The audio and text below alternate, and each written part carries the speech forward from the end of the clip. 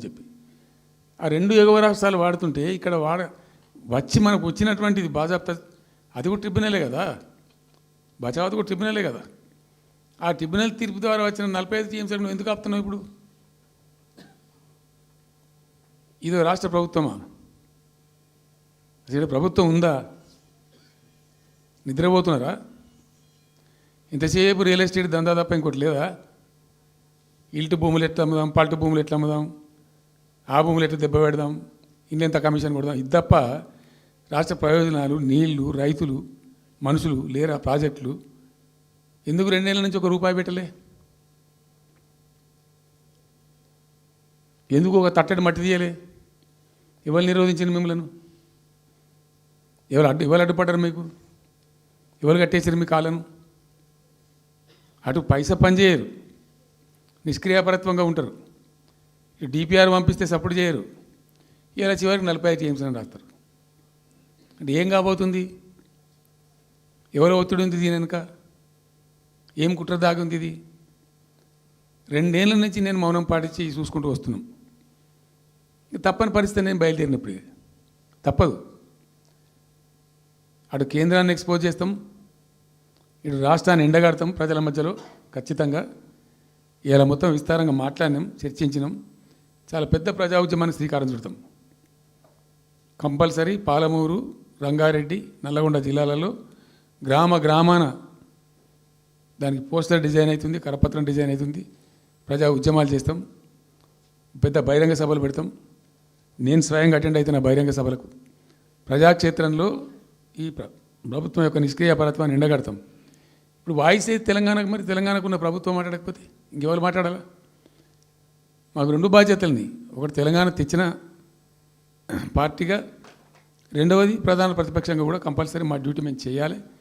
అందుకోసం గాను వీళ్ళు ఏదో తమాషకు మేము అదొకటి అడ్డం పొడుగు మాట్లాడి, కిరికిరి మాటలు మాట్లాడి, ఈ కారు కూతలు కూసి ఏదో చేస్తామనుకుంటే నడవదిగా. ఈ ఏళ్ళ దాకా వేరే కథ, రేపటి నుంచి వేరే తోలు తీస్తాం ఎక్కడికక్కడ. ప్రజలు ఖచ్చితంగా ఎక్కడికక్కడ నిలబెట్టే ప్రయత్నం చేస్తాం. అడుగున చెక్ చేస్తాం, ప్రతి విషయంలో చెక్ చేస్తాం. Sufficient time we have given. మేము తొందరపడి మేము ఎందుకు కన్నెర్రి అయ్యి మా ప్రభుత్వం పోయింది వీళ్ళు వచ్చింది అనేటువంటి ఒక పిచ్చి అయ్యి అట్లా మేము చేయలే, అటువంటి వాడికి పోలే. ఇష్యూల మీద పోరాడుతున్నాం, ఒకే ఫీజు రియంబర్స్ మీద పోరాడుతున్నాం, ఇంకోటి పోరాడుతున్నాం. రకరకాల భూదందాల మీద, దోపిడీ మీద, లగచర్ల మీద, గిగచర్ల మీద పోరాడుతున్నాం. పార్టీ కొట్లాడుతున్నది, తప్పదు కాబట్టి కొట్లాడుతాం. ఇప్పుడు మొత్తం మొదటికే ముప్పొచ్చే పరిస్థితి ఉంది.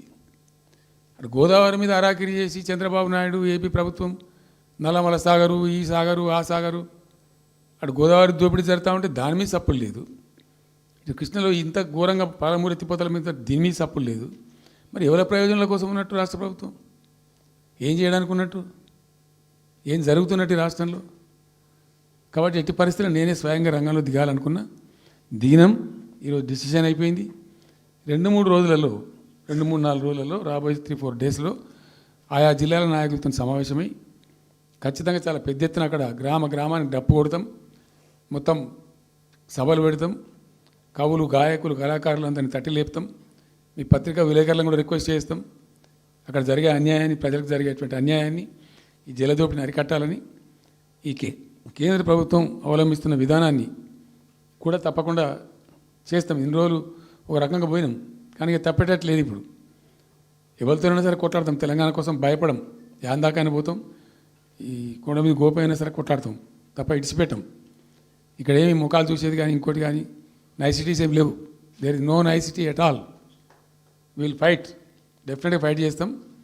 ఎందుకంటే రక్షించుకోవాలి, రాష్ట్రం యొక్క హక్కులు రక్షించుకోవాలి, నీళ్ళు రక్షించుకోవాలి, రాష్ట్ర ప్రజల ప్రయోజనాలు రక్షించుకోవాలి. ఈ విధంగా ఇప్పుడు మా కళ్ళ ముందే జరిగినటువంటి దీనిలో ఈ దుర్మార్గంలో ఎట్లా మౌనం పాటిస్తాడు కేసీఆర్? ఎందుకు మౌనంగా ఉంటాం? ఎవరి కోసం ఉంటాం? ఎందుకోసం ఉండాలి? కాబట్టి అరాకిరి ముచ్చట్లు కావు. ఇష్టం వచ్చినట్టు మాట్లాడి, ఇష్టం వచ్చినట్టు ఆల్తు ఫాల్తు కూతలు కూసి ఏదో చేస్తామంటే అది జరిగేది కాదు, జరగనియ్యం. రెండవది, ఈ ప్రభుత్వం కూడా సర్వభ్రష్ట ప్రభుత్వం, సర్వములో భ్రష్టమైంది. మేము చెప్తా, బీజేపీ కథ కూడా చెప్తా. ఎందుకు చెప్పా? డెఫినెట్గా చెప్తాం. అరే నువ్వు మా ఇంట్లోకి వచ్చి మాకు దోసుకపోతా అని ఊరుకుంటామే, నాకు అర్థం ఎవరైతుంది ఏమైనా ఉండొచ్చు కాక ఏమైనా ఉండకపోవచ్చు కాక నీ జేబు చేయబెట్టి పైసలు కూర్చుకుంటా అంటే ఊరుకుంటామా? సాధారణ కాడికైతే కొట్లాడతాం కదా. యాక్చువల్లీ ఒక పద్ధతిలో ఈ రాష్ట్రం ఒక క్రమ పద్ధతిలో మంచిగా ముందుకు పోతూ ఉంది. సంక్షేమం విషయంలో కానీ, అభివృద్ధి విషయంలో కానీ, పారిశ్రామికీకరణలో కానీ, ఐటీ రంగంలో కానీ, క్రైమ్ తగ్గించడంలో కానీ, లా అండ్ ఆర్డర్ మెయింటైన్ చేయడంలో కానీ ఒక మంచి పద్ధతిలో పోతూ ఉంది. ఇవాళ ఏందండి, జంట నగరాలలో పట్టభాగాలు నడి రోడ్డు మీద హత్యలు జరుగుతున్నాయి, అడిగే దిక్కు లేదు. మానభంగాలు జరుగుతున్నాయి, రేపులు జరుగుతున్నాయి. ఎన్సీఆర్బీ రిపోర్ట్ ప్రకారంగా 20% క్రైమ్ రేట్ పెరిగింది తెలంగాణలో. పీస్ఫుల్ స్టేట్ ఉండే, ఫ్రెండ్లీ పోలీసింగ్ ఉండే, అవన్నీ ముఖ్యమైపోతున్నాయి ఇవాళ తెలంగాణలో. చూస్తున్నాం మేము, మనం పాటించడానికి చూసుకుంటూ గమనించుకుంటూ రికార్డు చేసుకుంటూ అని చర్చ చేస్తున్నాం. ఎప్పటికప్పుడు పెరిగిపోయినాయి. వాగ్దానాలు ఏంటంటే వీళ్ళు చేసినాయి, మంచిగా ఉన్న ప్రజలను,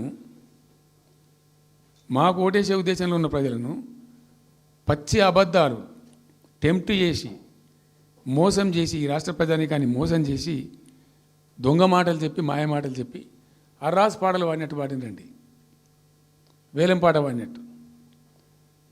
కేసీఆర్ 10,000 ఇస్తాడు రైతు బంధుకు, మేము 15,000 ఇస్తాం. మహిళలకు 2,500 ఇస్తాం. కేసీఆర్ కళ్యాణ లక్ష్మి ₹1,00,000 ఇస్తాడు, మేము తులం బంగారం కల్పిస్తాం. మీరు పెళ్లిళ్ళు చేసుకోకుండా ఆపుండ్రి. ఇదే ప్రభుత్వం వీళ్ళు చెప్పినటువంటి మాటలు పెళ్లిళ్ళు చేసుకుంటూ ఆగిపోండి. మీరు నవంబర్లో వేసుకునే బదులు డిసెంబర్లో వేసుకుంటే తులం బంగారం కూడా వస్తుంది. ఉపన్యాసాలలో చెప్పినండి, మా ఉన్నాయి ఆ క్యాసెట్లని. ఇంకేం చెప్పినారు, పెన్షన్ తీసుకునే ముసలి ఎవరు అవుతున్నారో నవంబర్లో తీసుకోకుండా డిసెంబర్లో 4,000 వస్తుంది. తెల్లారే ఇంకేం మాట్లాడిండ్రు, ఏంటిది అది 2 లక్షల రుణమాఫీ అని నరికిండ్రు. ఉరుకుండ్రి బ్యాంకుల పంట పోయి జల్దీ తెచ్చుకోండి. ఇక ఒక్కటి కాదు, అట్లా అర్రాస్ పడబడినట్టే. చివరికి విద్యార్థులకు, పాపం పేద విద్యార్థులకు ఇండియా ఒక స్కూటీలు కాదా బాబు, చాలా ఉన్నాయి. శాంతాడంత లిస్ట్ 420 హామీలని చాలా ఉన్నాయి. నేను కొన్ని హైలైట్ చేసి చెప్తున్నాను. టెంప్ట్ చేయడంలో ఫర్ ఎగ్జాంపుల్ ఇప్పుడు ఇండియా మొత్తంలో ఎక్కడ ఇయ్యరండి.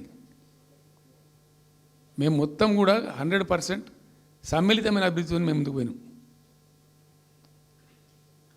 ఇట్లా ఏకపక్షంగా ఏకోన్ముఖంగా పోలే. మేము ఆల్ ఫ్రంట్స్ కవర్ చేయాలని చూసినాం.